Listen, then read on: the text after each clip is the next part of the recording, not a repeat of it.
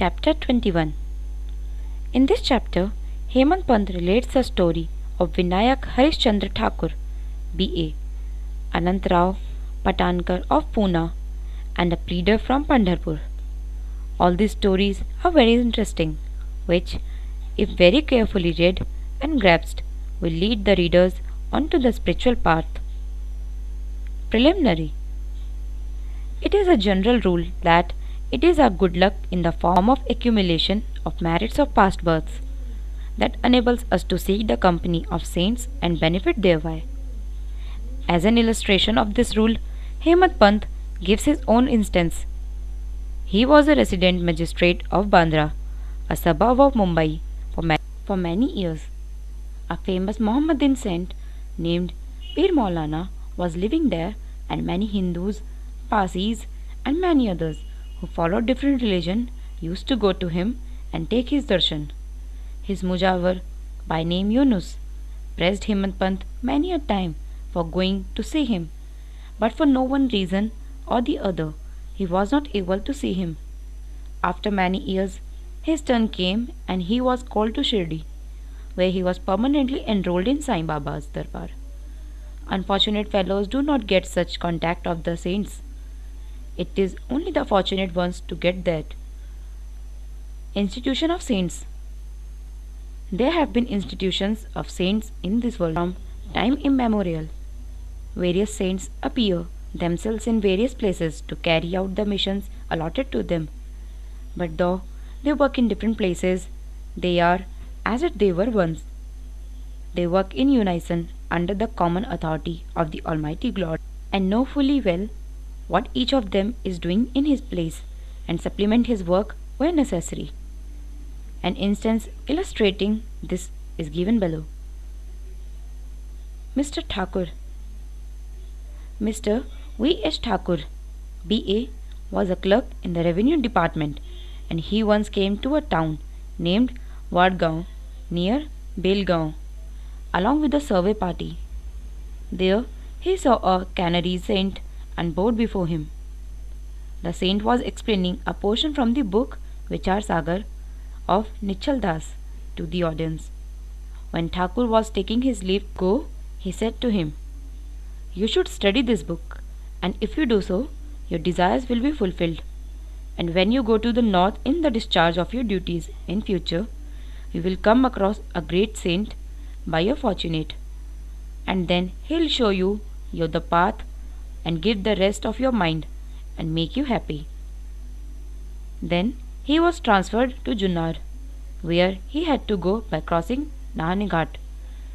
This ghat was very steep and difficult, and no other conveyance other than a buffalo was of use in crossing it. So he had to take a buffalo ride through the ghat, which was much inconvenient to him. Thence he was transferred on promotion to Kalyan, and there he got acquainted with Nana Sahib Chandorkar. He heard much about Sai Baba from him and wished to see him. Next day, Nana Sahib had to go to Shirdi, and he asked Thakur to accompany him.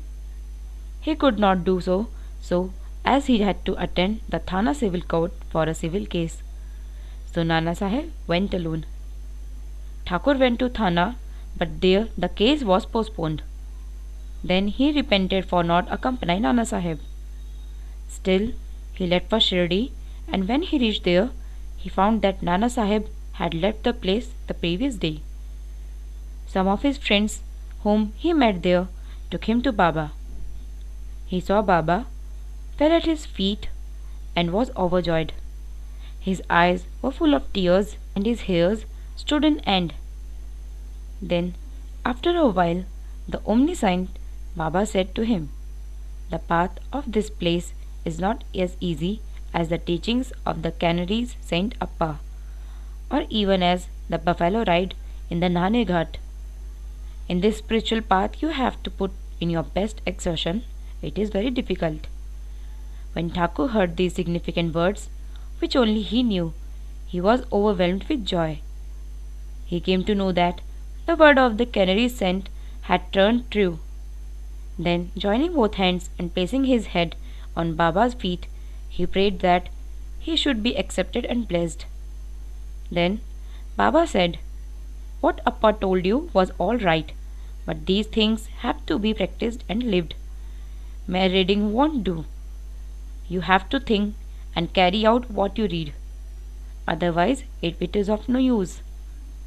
Mere book learning without the grace of the Guru and self realization is of no avail." The theoretical portion was read from the work Vichar Sagar by Thakur, but the practice way was shown to him at Shirdi. Another story is as follows, will bring out this truth more forcibly. Anantrao Patankar. One gentleman from Pune by name Anantrao Patankar wished to see Sai Baba. He came to Shirdi and took Baba's darshan. His eyes were satisfied and he was much pleased.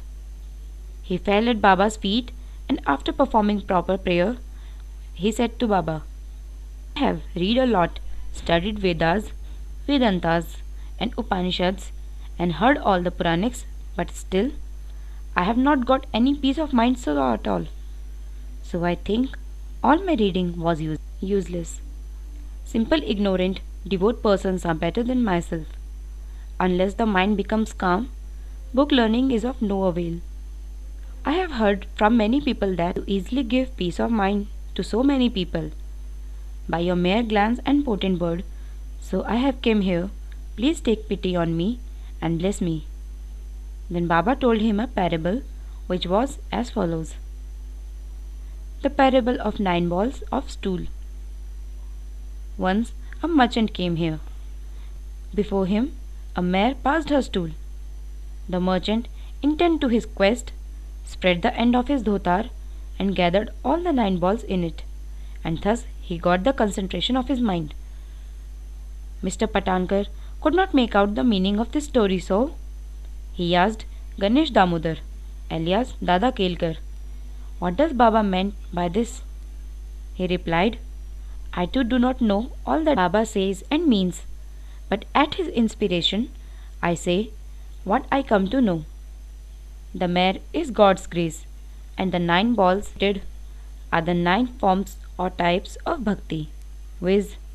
Shravan, Kirtan, Smaran, Padsevan, Archan, Namaskar, Dasya, Sakhyam, Atmanivedan. These are the 9 types of bhakti. If any of these is faithfully followed, Lord Hari will be blessed and manifest himself in the home of the devotee. All the sadhanas, viz. Japa, Tapa, Yoga practice and studying the scriptures and expounding them are quite useful unless they are accompanied by bhakti, means devotion. Knowledge of the Vedas or fame as a great dhyani and mere formal bhajan are of no avail. What is wanted is full devotion. Consider yourself as the merchant or seeker after the truth, and be anxious and eager like him to collect or cultivate the 9 types of devotion. Then you will attain stability and peace of mind." Next day, when Patankar went to Baba for salutation, he was asked whether he collected the 9 balls of stool or not. Then he said that he, being a poor fellow, should first be graced by Baba and he would be able to collect them. Then Baba blessed and comforted him, saying that he would attain peace and welfare. After hearing this, Patankar became overjoyed and happy. The Pandharpur Pleader. We shall close this chapter with a short story showing Baba's omniscience and his using it for correcting people and setting them on the right path. Once a pleader from Pandharpur came to Shirdi, went to the masjid, saw Sai Baba, fell at his feet without being asked and offered for dakshina, and sat in a corner, eager to hear the talk that was going on. Then Baba turned his face towards him and said, "How cunning the people are! They fall at the feet, offer dakshina, but abuse behind me. Is it not amazing?" This cap fitted the pleader and he had to wear None understand the remark, but the pleader grasped it but kept silent. When they returned to the Vada, the pleader said to Kaka Sahib Dikshit, "What Baba remarked was perfectly right. The dart was aimed at me. It was a hint to me that I should not indulge in reviling or scandalizing others. When the sub-judge or Munsif of Pandharpur came here and stayed here for the improvement of his health, a discussion about this matter was going on in the bar room at the Pandharpur. It was said or discussed there whether the ailments from which the sub-judge suffered were ever likely to be got rid of without medicines, by merely going after Sai Baba, and whether it was proper for an educated man like the sub-judge to take recourse to such methods. The sub-judge was taken to task. I also took part in this affair, and now Sai Baba showed the impropriety of my conduct. This is not a rebuke to me, but a favor, a lesson that I should indulge in my scandal or slander of others, and not interfere unnecessarily in others' affairs. Shirdi is about 50 kos from Pandharpur. Still Baba, by his omniscience, knew what transpired there in the bar room. The intervening places, rivers, jungles and mountains were no bar to his all-perceiving sight, and could see or read the hearts. And there was nothing secret or veiled from him. Everything far or near was open and clear to him, as broad as daylight. Let a man be far or near, he cannot avoid the all-pervasive gaze of Sai Baba. From this incident, the pleader took the lesson that he should never speak ill of others or unnecessarily criticize. Thus, his evil tendency was completely got rid of, and he was set on the right path. Though the story refers to a pleader, still it is applicable to all. All should therefore take this lesson to heart and benefit thereby. Sai Baba's greatness is unfathomable, so are his wonderful Leelas.